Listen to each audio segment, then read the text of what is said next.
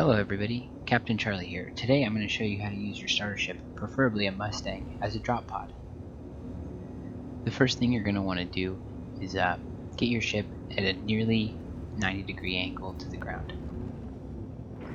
The reason to be near 90 degrees but not all the way at 90 degrees is any more and you won't be able to eject. When you're about 300 meters out, you can press Alt-Y to activate the eject by default. And if you did everything right, you'll arrive safely on the ground. And in this case, I'm going to go clear out this bunker. So you might be thinking to yourself, well, how are you going to get out of this? And you have two options. You can hold backspace, or you could have a friend come and pick you up. Now, if your friend doesn't have a ship that can take out the turrets, you can take them out yourself with a railgun. It only takes 4 shots. So the reason I think the Mustang is the ideal ship for the drop pod is it basically has unlimited afterburners, which makes it great for flying into a thick atmosphere. It also has a very short and cheap claim time. I tried damaging the turrets with a different variety of FPS weapons, and the railgun is the only one that seemed to make a difference. Even the grenade launcher didn't seem to do anything.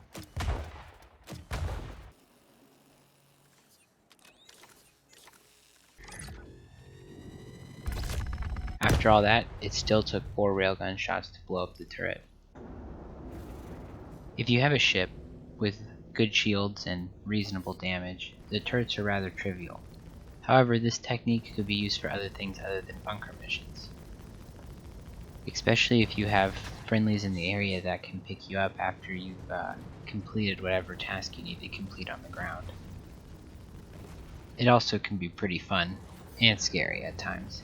I'm going to show you some successes and some failures coming up, and commentate on the things I learned while I was trying to figure out how to get this to be repeatable. So in this clip here, I was on to the fact that you want to come in at a shallow angle and not straight into the ground. I hadn't figured out though that you want to cant almost all the way 90 degrees. However, I wanted to include this clip because it shows even if you do everything wrong, there's a chance that you'll survive. And you see I was able to get out of the ship before the turrets made it explode. It's close, but I made it. You can see in this attempt I'm trying to get really low here, and the reason I wanted to include this one was I wanted to show that if you accidentally hit the ground, the best thing to do is just to press regular Y to walk out of your seat. Most of the time you will die, but here you can see that I managed to survive with some minor leg damage and use a medipin. This is a reminder that if you are trying this technique, it's probably important to keep a medipin nearby. In this clip here, I was doing a pretty good job. The only thing I think I could have improved on was maybe a little more angle to the right and a little bit slower. I found that about 90 meters per second is the best speed to come in on approach. So here I was trying to go as slow as I could. I think I ended up was gonna fall short, and then I ended up overshooting it by quite a bit. I still managed to eject and survive, although I think I ended up really far away from the bunker I was trying to get to, and I broke my legs. Nothing a medipin won't fix though.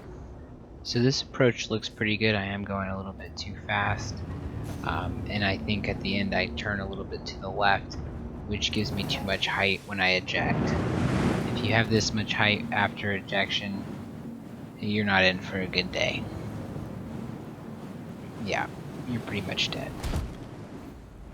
Alright, so this clip is pretty great. Obviously I'm going way too fast here, and I pulled the thing and I get sucked back into the ship, and I taken for a wild ride. I actually probably could have survived this crash had I just been more aware of what was going on. If I would have waited right here a little bit longer before I jumped out, I'm pretty sure I could have survived it. Of course I jumped out way too early and just got crushed. Wow, I really did get crushed. Crushed into another game. Alright, if you're going to try this technique at night, it's important to remember to put your lights on. That's the L hotkey.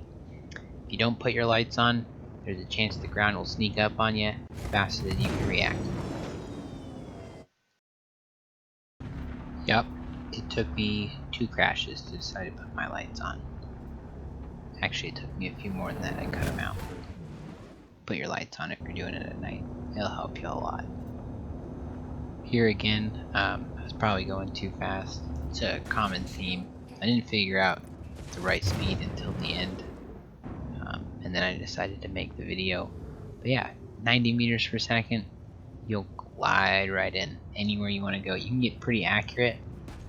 Obviously at the very beginning, I landed basically on the doorsteps.